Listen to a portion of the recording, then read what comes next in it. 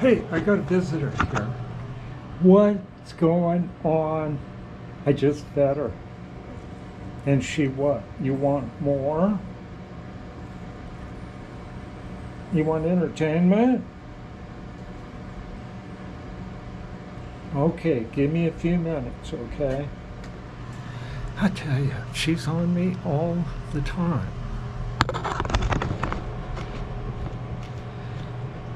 I hope you're all doing good. Now, this drill press is 80 years old. And they put, now wait a minute. She wants more, but I want more. The old seals they used back in the 40s, made by Chicago Rawhide, were actually rawhide, and that's what this is. And I tried to do a video of me repairing the seal because you can kind of repair these. And what I did is I took and I just scraped the glaze that gets off, that kind of gets on the leather, kind of just scraped it off, and then I'm putting the oil in it and smoothing it and stuff. But there's a spring in there, and that's the video I screwed up. As you can take the spring out, and it's in a circle, and unscrew it, and nip a little bit out of it, and screw it back together, and stuff it back in, and it makes the seal tight again. So I'm going for it, okay? Original seal, tightened spring, reconditioned, okay? Now, what I'm doing here is, let me get the camera down here. What? No, there it is. This camera stand I'm using is a Noga Big Boy. And this has been the stiffest Noga I've ever used. It's like it's hard to move the arms and stuff. But what I did was I accidentally knocked it on the floor about 4 times, and now it's nice and limper. But I don't recommend that. Okay, what I'm doing is I'm gonna hammer out a gasket. And this old chuck like that, I use this so much. So I'm going to stick this, it's Ferropack, a Felpro product, and I just laid it out on the drafting table and cut it out with scissors and an X-Acto knife. Okay, so there's my first hole right about there, and I'm just going to take and just tap that out, and the hammer will find the hole. Just gently tap.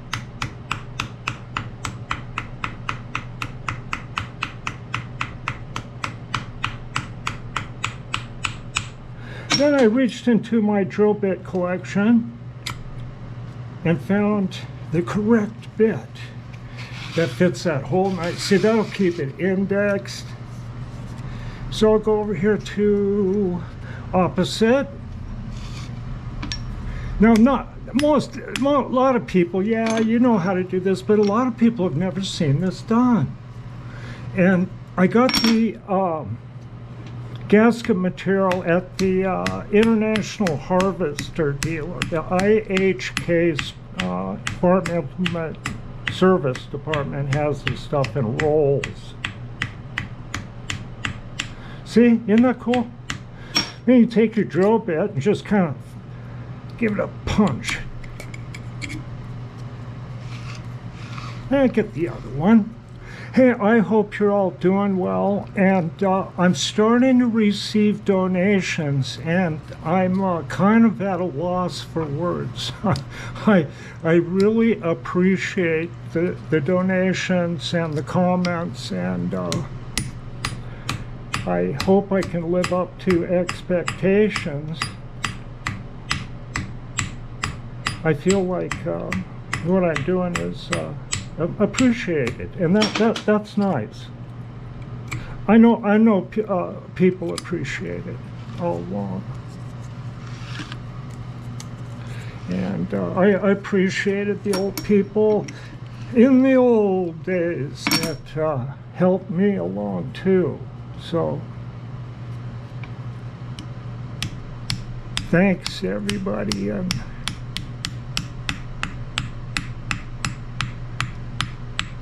the donations will go a long ways to improve things here. And the camera and sound especially, I know that's a problem. Okay, there it is. See, there's a gasket for a radial drill press. Okay, we'll head out there. I'll tell you an interesting thing, and that's sustainable transportation. And most everybody knows that the vehicles are getting so complicated, and as they get a few years old, things start failing on them, and they start becoming more expensive to repair than they're worth. Then you can sell them for or buy another one that's running. And that was really true with Harley Davidsons in the late 60s, when I got into them, or early 70s. It costs more to fix up an old bike than to buy a new one. And we're right there right now, because you can buy a running Harley Davidson from the 90s into the 2000s for less money than it costs to do a decent engine rebuild using the best parts. And things have changed, you know. But you know, talk about sustainable transportation. I have the ultimate, I found in my life, most sustainable transportation ever. And I got this in the early 70s from a local fellow, and I made a trade for it, and I'll show it to you. A 10-speed bicycle. But it's a quality one, and for some reason they actually made things that last. And it's like I've got thousands of miles on this thing, and just virtually nothing goes wrong with it. You know, cables, that's about it. And actually, I think those brake cables are original. And it's just amazing how it is. And I've always ridden bicycles. It's really good for me working on this concrete all the time. I think that's why I haven't had to have hip surgery, is riding bicycles. But hey, Chloe, I'm coming around there. But I've had several modern bicycles, and I've wore them out, but this one does not wear out. And I just don't think they actually build anything so simple as this. But I thought you might think that's pretty cool. It's a French bicycle with Italian parts. This company made the wheels for Ferraris.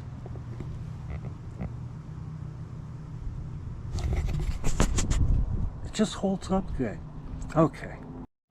Now I need to find a nut here. I'll get over here. Hey, I hope everybody's doing good. I'm just doing the grunt work here right now.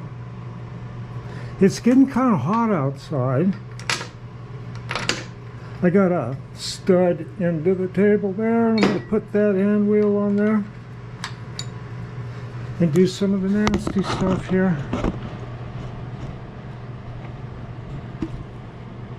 The harder work. Okay, you gotta have this stuff on, because I'll tell you why.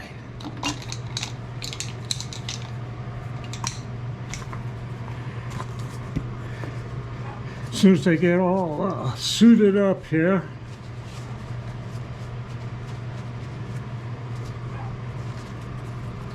I have got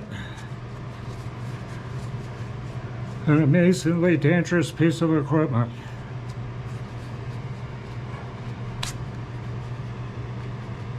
Ugh, if the glove don't fit. Okay. And here it is. A $9 HF special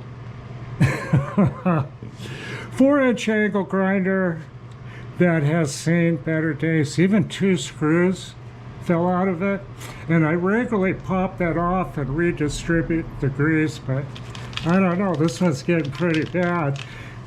To top it off, has the most dangerous wire wheel they sell. So when you use this setup, look out. Here we go. And no fire. It should be plugged in. Oh, I came unplugged. I will plug in here. There we go.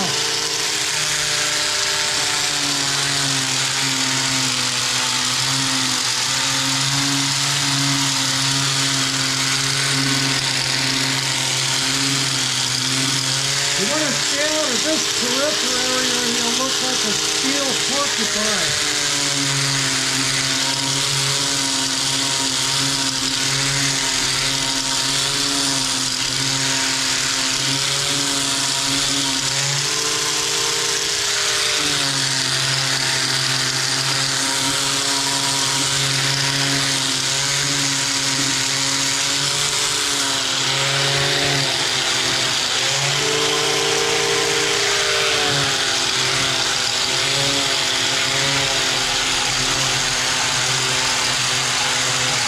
There's going to be a lot of fence work on this project. And when I can, I'll get better sound equipment.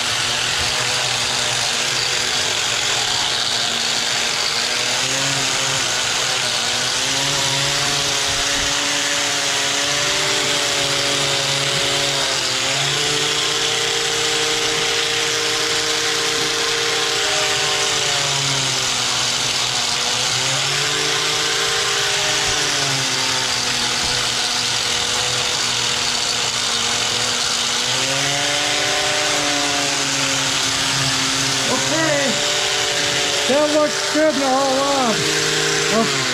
I'll flip it over and I'll be back with something else.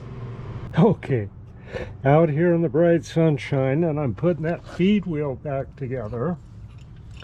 And I'm going to put the hook spanner on this lock collar here that locks the loading collar. And I think I got it in a good spot. It's kind of hard to find the right notch for this thing. Hope you're all doing well. I got something stuck in my eye here.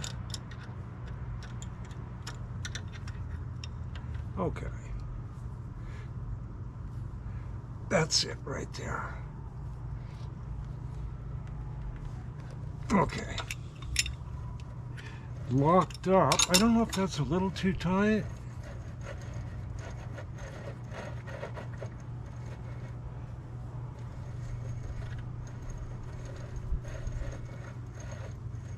I actually think that's probably just right.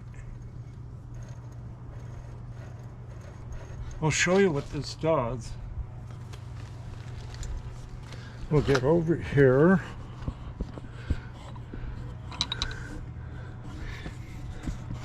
Okay, this is the feed drive here. It's actually hooked up to the top of the spindle. Maybe I better back this off. So the back part there converts the horizontal movement to vertical. Then it comes and drives this up here, and I have it disconnected. So the spindle shaft is rotating right off the feed gears here. So this is the feed shifter here. And I think it's only got 3 feeds, maybe 4. I'll have to look, I forget what they are right now. So the power comes down here, and when you shift this, it puts those teeth in contact. It'll rotate the worm here and rotate this wheel. And then there's a clutch that hooks onto here with the 2 levers that'll engage this and transmit that motion to the quill here and power feed that. So this is looking good. I'm going to leave it just like that and get that wheel on there. And it looks like I'm going to have to, let's take a look at that real quick. Likely have to heat that wheel up to get it back on. It seems quite tight. And let's see what I've got in my pocket here. I've taken a small file here and just get all the burrs off possible. You know, it pulled off kind of hard, and it's got some galling.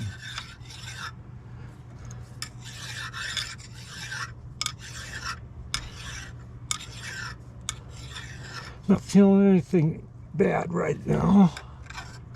Yeah, around that where the taper pin goes out. So what holds that is this taper pin here. Get any burr I have on the end from knocking it out. It didn't come out very hard. That's the small end there. So you find the big end of this, that small end, the big end that goes in, then the big end of this, that one goes in the deepest. So I have to knock the pin in with this that way, the hole that way, and I just think I'm going to have to heat this up. It's a tight one. Okay, now I got to put the housing back on here, and I'll get all set up to do that. Well, there goes my helper. Some help you are. I just turned on the camera, Chloe. She's going to scratch up a bed or something there. Okay. I'll get back over here. So, here's the part that goes in. And I'm not going to put goop on this gasket, because I might have to get back in here sometime. And I think I brought those screws out, but I better find them. Here they are. Yeah, I'll get this thing together here.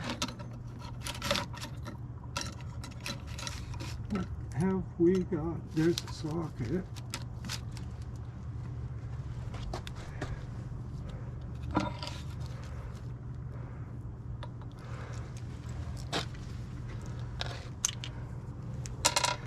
Okay.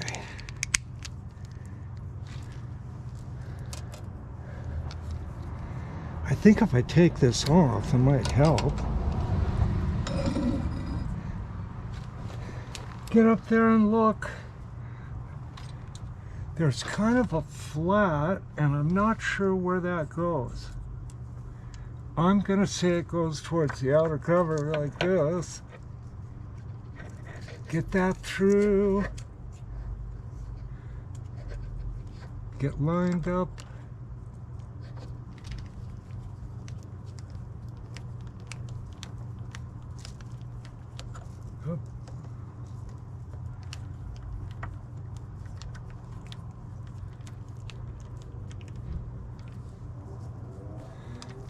Yeah, I think this is all going to be good. Make sure I don't lose that thing right off. And you get another one up in there.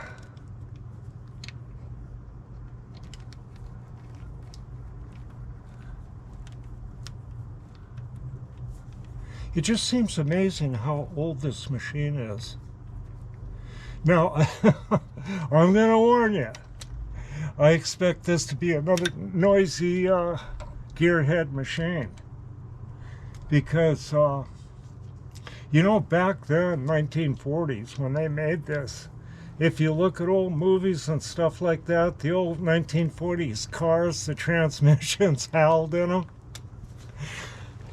And even brand new cars, when they sat for just a minute at a stoplight and took off, they'd smoke. A little puff of smoke coming out of them.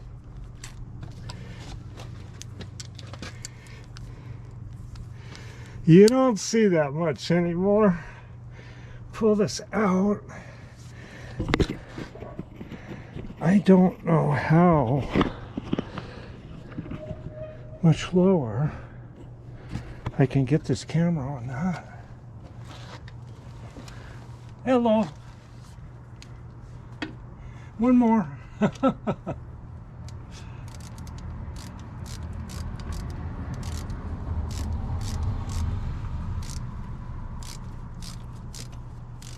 I don't know if that one's starting.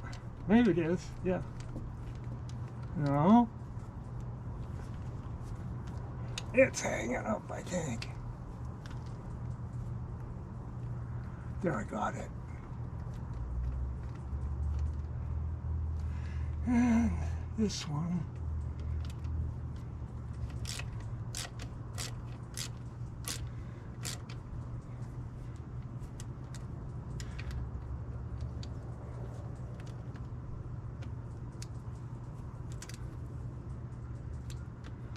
Yeah.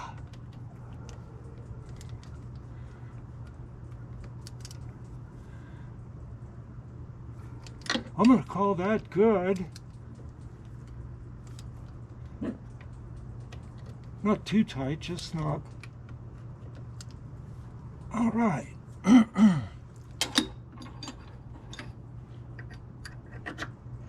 Yeah, feels okay. It's going to be good.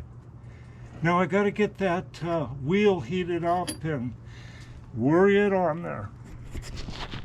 Well, I'm going to heat up and install this hand wheel in the morning. But I was just checking out the bad problem here. And that's these damaged bearings that this whole head glides on. Come on, Chloe, come say hello. And those bearings are on this stud. And I just broke the nut loose on this.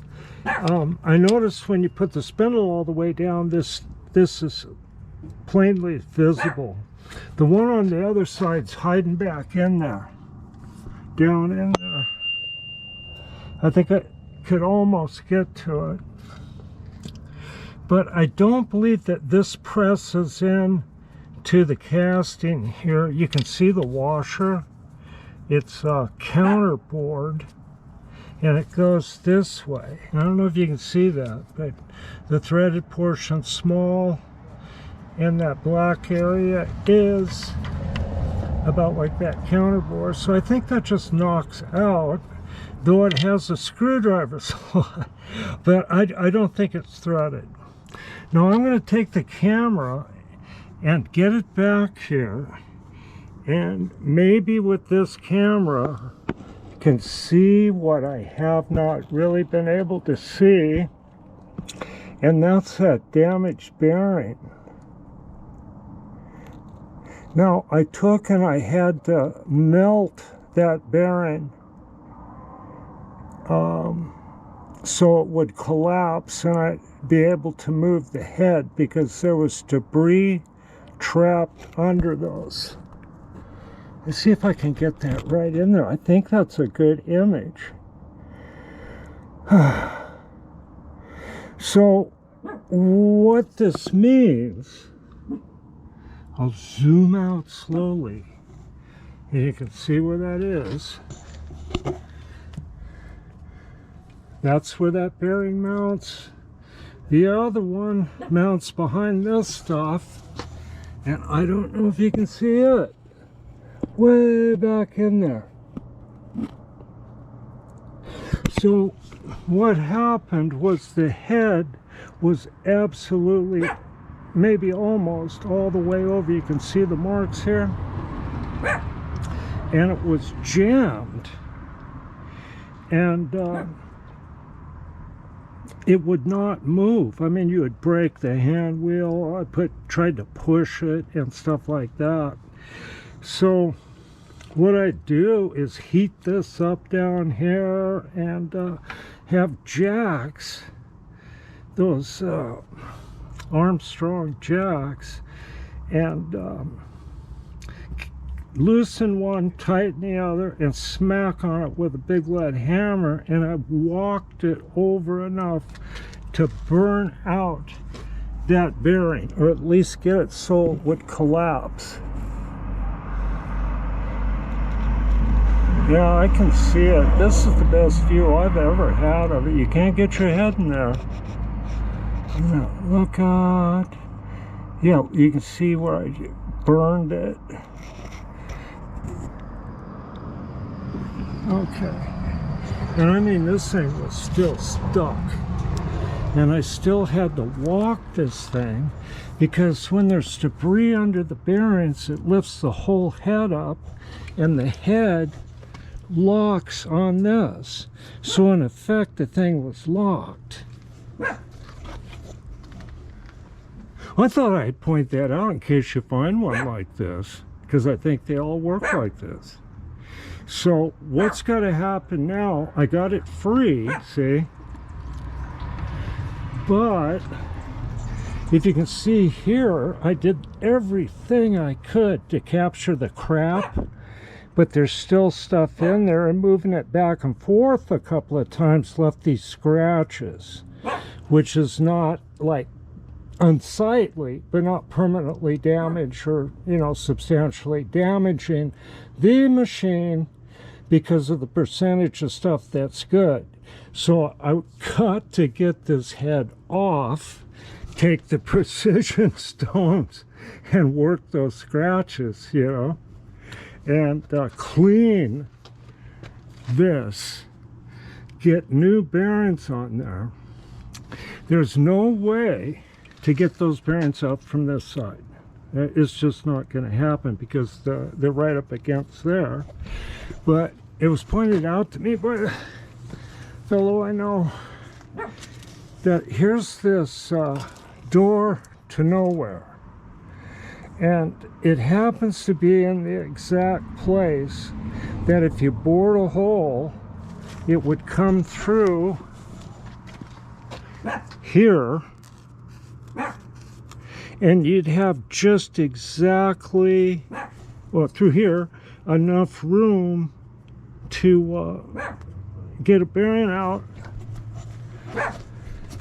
through that hole. That's not there. This is there. But, hey, hold on, Chloe. Let's see. Yeah, so that's the dilemma there. But because of the debris and stuff like this, I'm going to get the head totally off the machine and just clean it up, put new bearings on it and all that. What? You get over here. Come here and say hello. Oh, she's barking at something. Oh, there's a poodle over there. Okay.